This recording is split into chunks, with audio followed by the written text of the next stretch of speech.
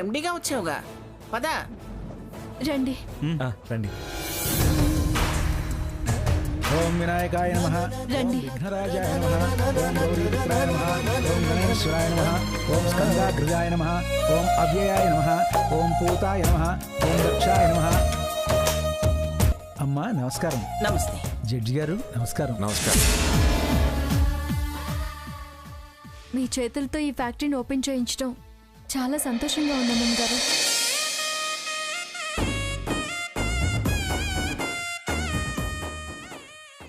అది నీ మంచితనం, దాని మీద నీకున్న అభిమానం అమ్మా. ఇప్పుడు ప్రారంభోత్సవం కానిద్దామా? అలాగే, నాదేం ఆలస్యం లేదు. పంతులు గారు ప్రారంభోత్సవం మొదలు పెట్టండి.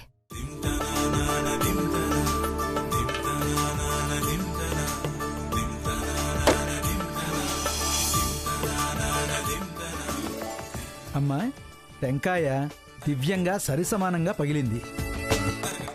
మంగమ్మ మజాక. కీర్తి లాభం సమానంగా ఆర్జిస్తారు.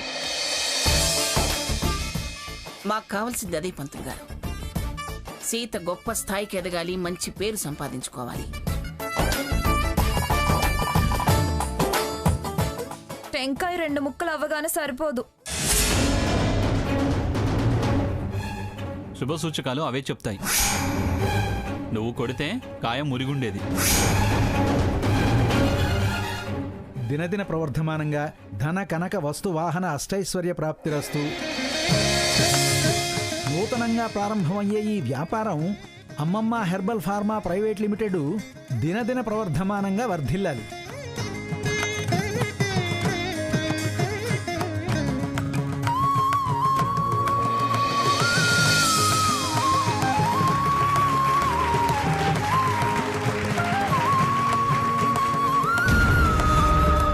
స్వర్ణ, నువ్వు కూడా రా. ఆ 2వ రిబ్బన్ నువ్వు కచ్చాయి. నేనెందుకులే. పంతులు గారి అర్థాలు ఫలించకపోతే అంతా నా మూలంగానే అని తిట్టుకుంటారు. సీత, ఎందుకు ఆ బుద్ధి తక్కువ దాన్ని పిలుస్తావు? మంచి కోరరా మంకన్నా అంటే పెళ్లి కూతురేదో అన్నట్టు అది మంచి కోరదు, మంచి సహించదు. దానికి గౌరవం నిలుపుకోదు, మర్యాద దక్కించుకోదు. సకేత్ నూరారా. నేనొద్దనయ్య, తాతయ్యతో చేయిద్దాం. తాతయ్య నువ్వు కానీ. పంతులు గారు రండి.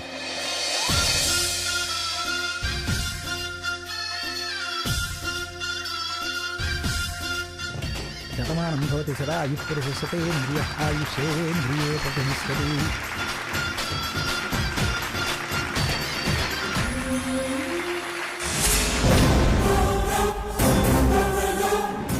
రేయ్ పదండ్రా లోపలికి. తాతయ్య గారు ఒక్క నిమిషం ఆగండి.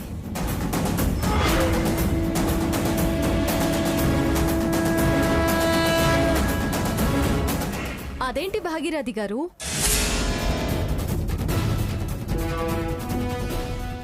పెద్దతనానికి గౌరవం ఇచ్చి నేను సూటిగా పిలిస్తే మీరు నేరుగా ముందుకి రాకుండా అలా వెనకుండి నక్కి నక్కి చూడాల్సిన పనే ఉంది. రండి.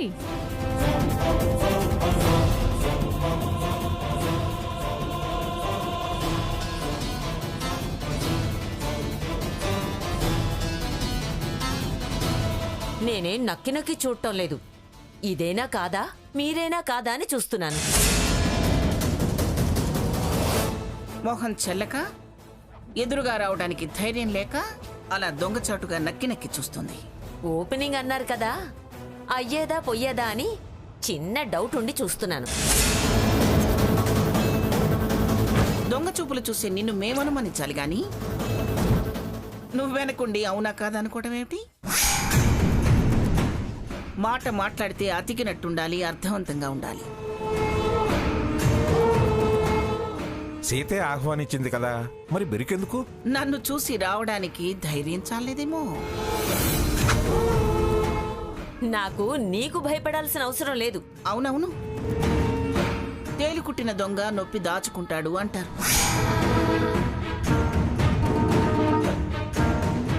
చూడండి భాగీరథి గారు, నా నిజాయితీ నాతో వేయించిన తొలి అడిగిది. ఇవాళ స్మాల్ స్కేల్ ఇండస్ట్రీ, రేపు మీ కళ్ళెదిటే పెద్ద పరిశ్రమగా రూపుదిద్దుకుంటుంది. నేను మా అమ్మమ్మ గారిలా ప్రముఖ వ్యాపారవేత్తగా, పారిశ్రామికవేత్తగా ఎదిగి చూపిస్తాను. పచ్చని పొలాల మీద యాసిడ్లు పోయించడం, పందెం కాసి నీతిగా ఎవరి ప్రయత్నాలు వాళ్ళు చేసుకుంటుంటే చెరిపే ప్రయత్నాలు ఇక నుంచైనా మానుకోండి. నన్ను పడగొట్టే ఆలోచన చేస్తే పతనం అయిపోతారు. అది ఇప్పుడు పైనుండి చచ్చిందా ఏమిటి ఇంకా పతనం కావడానికి? కౌపిన తప్ప దాని దగ్గర ఏమీ లేదు. ఇందుకేనా నన్ను పిలిచింది? ఇలా అవమానించడానికేనా? తప్పకుండా రండి అని పిలిచింది. లేకపోతే నీతో రిబ్బన్ కట్ చేయించి ప్రారంభోత్సవం చేయిస్తాం అనుకున్నావా? బాగా చెప్పావురా. దాని భయం దానికి ఉంది, మరి దాని కుళ్ళు దాన్ని వేధిస్తూనే ఉందిరా. సీత నిజంగా ప్రారంభోత్సవం చేస్తుందా అనే అనుమానం తీర్చుకోవడానికే వచ్చింది అది. భాగీరథి, నువ్వు చూస్తూనే ఉండు. నువ్వు తలెత్తుకు చూసేలా ఉన్నతమైన స్థాయికి సీత ఎదుగుతుంది.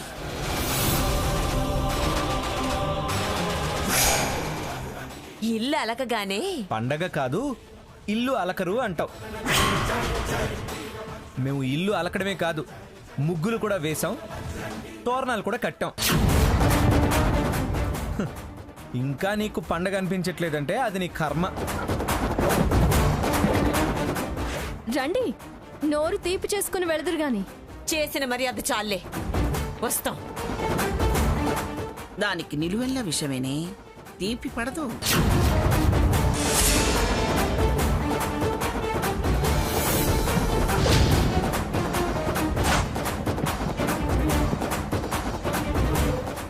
ఇలా అవమానించడం ఏం పద్ధతిగా లేదు. అమ్మ సీత, ఏవో స్వీట్స్ అన్నావు కదా, ఏది ఇలా ఇవ్వు. ఇస్తున్నానుండండి తాతయ్య గారు. పంతులు గారు ఇవ్వండి.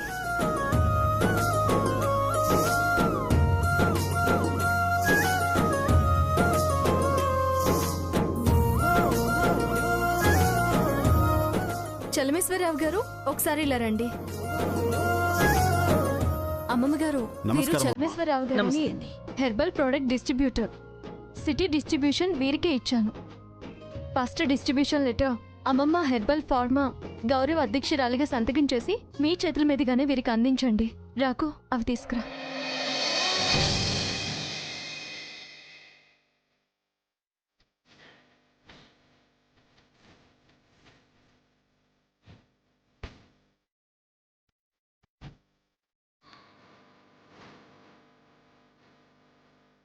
తాతయ్య మీరు ఇలా రండి.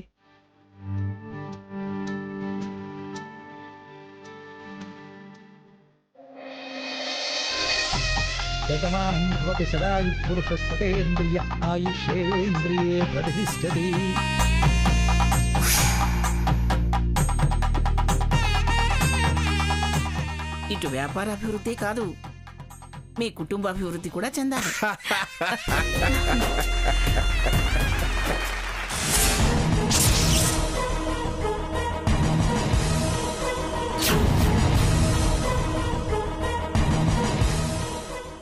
సారీ అమ్మమ్మ గారు.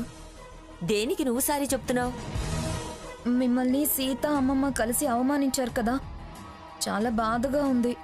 నాకు కోపం తెప్పించి పౌరుషం పెంచి వాళ్ల పతనాన్ని వాళ్లే కోరి తెచ్చుకుంటున్నారు. నేను అవమానంగా ఫీల్ అవటం లేదు. ప్రతీకారం తీర్చుకో అని అవమానాల ద్వారా గుర్తు చేస్తున్నారు అనిపిస్తోంది. మనం ప్రతి విషయంలోనూ ఓడిపోతున్నాం. నాకేం చేయాలో తోచటం లేదు. మీరు చెప్పినవన్నీ యాజ్ ఇట్ ఈస్ గా ఫాలో అయ్యాను. అదేమో కంపెనీ ప్రారంభించింది. రిబ్బన్ కత్తిరించగానే సరిపోతుందా? ప్రోడక్ట్ మార్కెట్లోకి రావాలి, అమ్ముడుపోవాలి. దానికి డబ్బులు రావాలి, సంపాదన పెరగాలి, స్థాయి రావాలి. చాలా స్టేజులున్నాయి స్వర్ణ. మనతో పోటీ పడిన ప్రతి దానిలో అదే గెలుస్తుందిగా. భయపడితే ఓడినట్టే స్వర్ణ. నీ మీద నీకు నమ్మకం లేదా? ఆ మంగమ్మకెంత వయసు, నాకు అంత వయసే. దాని దానికి వ్యాపారాలు మాత్రమే ఉన్నాయి. నాకు వ్యాపారాలు రాజకీయాలు ఉన్నాయి. వాళ్ళకి తెలివితేటలుంటే నాది క్రిమినల్ మైండ్. వాళ్ళ గెలుపులకి టైం చూసి నేను ఫుల్ స్టాప్ పెడతానుగా. నువ్వేం వర్రీ అవ్వకు. దాని ఫేస్ క్రీమ్కి జనాల్లో బ్యాడ్ నేమ్ వచ్చేలా నువ్వు నేను ప్రయత్నం చేద్దాం. కావాలని పుకార్లు పుట్టిద్దాం. లేదా రియాక్షన్స్ అవుతున్నాయి, ముఖం మాడుతుందని కొందరి చేతైనా దాడి చేయిద్దాం. కాదంటే సేమ్ పేరుతో డూప్లికేట్ తయారు చేయించి మార్కెట్లోకి వదిలి దాన్ని ఆగమాగం చేద్దాం. మీ అమ్మమ్మ దాన్ని ప్రారంభిస్తే ఈ అమ్మమ్మ గారు దాన్ని మూసేయిస్తారు. సరేనా? సరే అమ్మమ్మ గారు. రఘు, నువ్వు కోప్పడను అంటే నీతో ఒక విషయం చెప్పాలి. నేను కోప్పడే పనులు నువ్వు ఎప్పుడు చేయవు. విషయం చెప్పు. ఎలాగో మిషనరీ తెప్పిస్తున్నాం కదా, పనివాళ్ళని పనివాళ్ళలా కాకుండా భాగస్వాముల్ని చేసుకున్నాము. ఒక్క ప్రోడక్ట్ చేస్తూ కూర్చుంటే టైం వేస్ట్ అవుతుంది. పైగా అదంతా సక్సెస్ సాధించకపోయినా మరొకటి ఉంటే మనకు ఆసరాగా ఉంటుంది. నీకు చెప్పకుండానే నేను హెర్బల్ హెయిర్ ఆయిల్ ప్లాన్ చేశాను. దాన్ని నేను వాడి రిజల్ట్ కూడా చూశాను. ఖచ్చితంగా క్లిక్ అవుతుందన్న నమ్మకం ఏర్పడింది. అందుకే ఆ హెయిర్ ఆయిల్ని కూడా పబ్లిక్కి పరిచయం చేద్దాం అనుకుంటున్నాను. గుడ్, మంచి పనే చేసావు కదా. ఇందులో కోపడ్డానికే ఉంది. రేపే దీన్ని పరిచయం చేద్దాం. కానీ అది ఎలా చేయాలో అర్థం కావడం లేదు. సాచెస్ అయితే రెడీ చేయించాను.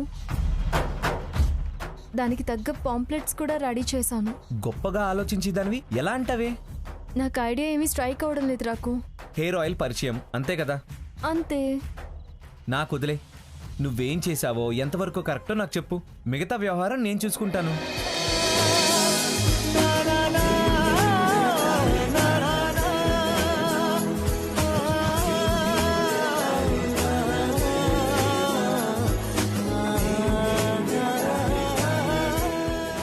ఆల్మోస్ట్ ఆల్ నువ్వు నీ గోల్ రీచ్ అయ్యావు. కరెక్ట్ వేలోనే వెళ్తున్నావు. రేపు నీ ఆలోచనకి కార్యరూపం నేను ఇస్తాను. నువ్వు ప్రశాంతంగా ఉండు. సీత, అయిపోయింది. నీ ఆలోచన సక్సెస్. రిజల్ట్ ఎలా ఉంటుందంటావు? నీ అంత అందంగా ఉంటుంది.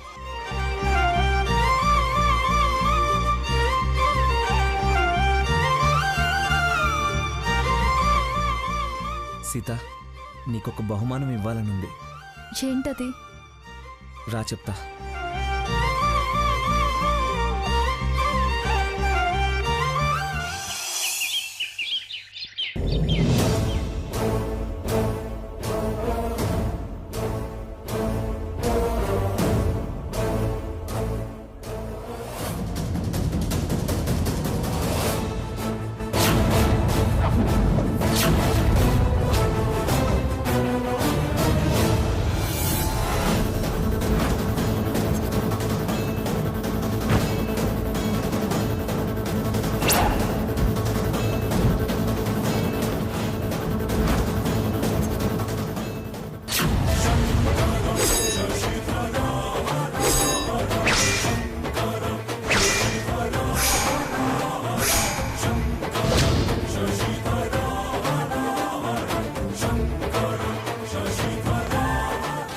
ఏంటమ్మా స్వర్ణ, ఏంటదంత పరిశీలనగా చూస్తున్నావు?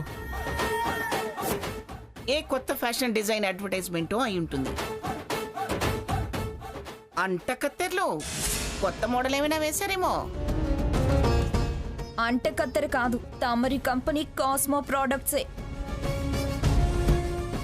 నీకు తెలియని అత్తయ్య గారి ప్రోడక్ట్స్ ఏముంటాయి సన్నా? నువ్వేగా ఎండివి. ఇది మంగా ఫార్మా కాదు, అమ్మమ్మ హెర్బల్ ఫార్మా. శ్రీమతి పిఠాపురం మంగమ్మ గారి ప్రియాతి ప్రియమైన శ్రీ శ్రీ శ్రీ పిఠాపురం సీతామహాలక్ష్మి గారి మరో ఆలోచనట. ఏంటది? హెర్బల్ ఫేస్ క్రీమ్ ని మార్కెట్ లో కొదిలారు, ఇంకా రిజల్టే రాలేదు. అప్పుడే శిరోజవర్ధిని అంటూ రెండో ప్రోడక్ట్ కి చౌకబారు ప్రచారం మొదలు పెట్టారు. పేపర్ ప్రకటన అయితే కాస్ట్లీ అని ఇదిగో ఇలా పాంప్లెట్లు శాచెట్లు పేపర్కి జత చేసి శాంపుల్స్ అంటూ పంపింది అమ్మమ్మ గారి చిన్నమ్మ. ఎందుకు స్వర్ణ అలాంటి వెక్కిరింపు మాటలు మాట్లాడతావు? నేను వాళ్ళ గురించి ఏం మాట్లాడినా వెక్కిరింపు మాటలుగానే వినపడతాయిలే. దాని ఆలోచన దాన్ని చీపనే హక్కు నీకెక్కడిది? అది తన సొంతంగా అన్ని ఏర్పాటు చేసుకుని ఒక్క ప్రోడక్ట్ అయినా మార్కెట్లోకి రిలీజ్ చేసింది. మరి నువ్వు అన్ని అమర్చి నీ ముందు పెట్టినా, నిన్ను ఎండీని చేసినా ఈ మంత్ టార్గెట్ కూడా రీచ్ అవ్వలేకపోయావు.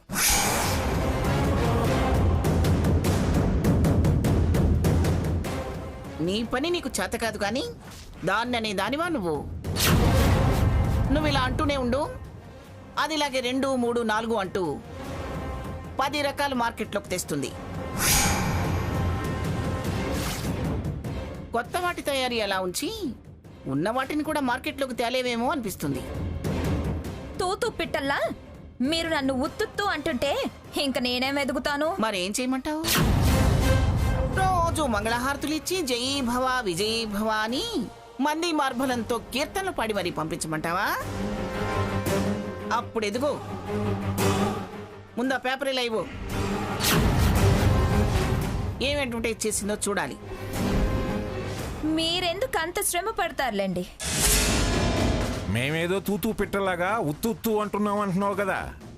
నేనన్నది చదివే విషయంలో. చదవకుండా విషయం ఎలా తెలుస్తుంది స్వర్ణ? తను వివరంగా చదివి వినిపిస్తుందేమోనమ్మా లక్ష్మి. చదువు నీకు కూడా ప్రచార పద్ధతులు తెలుస్తాయి. హా, ఇలాంటి పనికి మన పాత పద్ధతులు ఫాలో అవ్వాల్సిన అవసరం నాకు లేదు. అయితే ఇలా ఇవ్వమ్మా, నేనే చదువుతాను.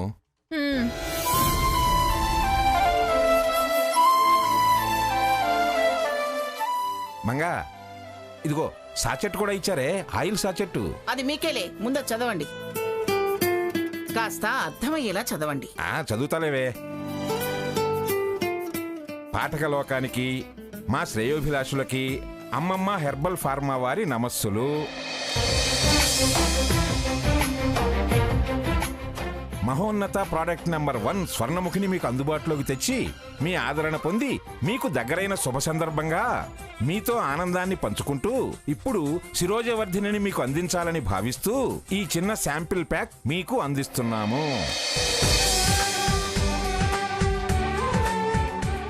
ఈ హెయిర్ ఆయిల్ 10 రోజులు వాడండి. వాడే ముందు మీ శిరోజాల నిడివి ఈ కరపత్రం కిందనున్న కూపంలో రాసి మీ అడ్రస్సు, ఫోన్ నెంబరు రాసి మాకు పోస్ట్ చేయండి. హెయిర్ ఆయిల్ వాడటం మొదలు పెట్టండి. ఈ నెల 3వ ఆదివారం మా కంపెనీ ప్రాంగణంలో మీ అందరి సమక్షంలో మీ శిరోజాల పెరుగుదల మీ ముందే నిరూపించబడుతుంది.